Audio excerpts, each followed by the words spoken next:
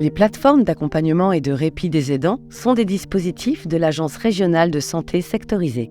Les objectifs de ces plateformes sont d'apporter soutien, information, bien-être, socialisation et répit aux aidants de proches en perte d'autonomie ou présentant une pathologie neuroévolutive qui vivent encore à domicile.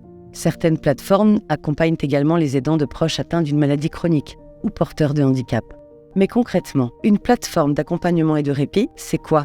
Je suis gérontopsychologue et je travaille dans une de ces plateformes. Les aidants prennent contact avec nous pour être guidés et accompagnés dans leur rôle d'aidant. Au quotidien, confrontés à la maladie ou à la perte d'autonomie de leurs proches, ils peuvent éprouver le besoin d'être soutenus dans les démarches qu'ils entament. Nous sommes là pour les écouter, les informer et les soutenir dans ce parcours long et complexe pour prévenir le risque d'épuisement. Nous proposons un premier entretien à l'aidant, qu'il soit physique à la plateforme ou en visite à domicile ou même par téléphone.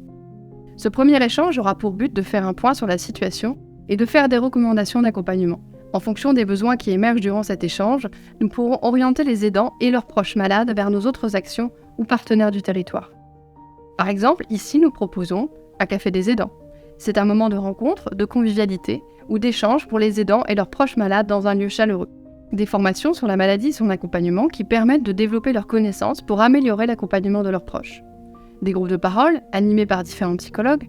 Des ateliers créatifs et artistiques pour enrichir et ajuster son rôle d'aidant dans un espace de création.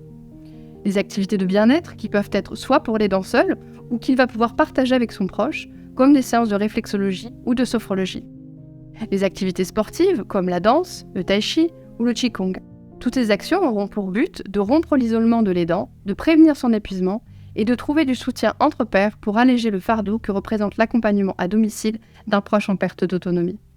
Retrouvez la plateforme d'accompagnement et de répit près de chez vous sur centreaider.fr.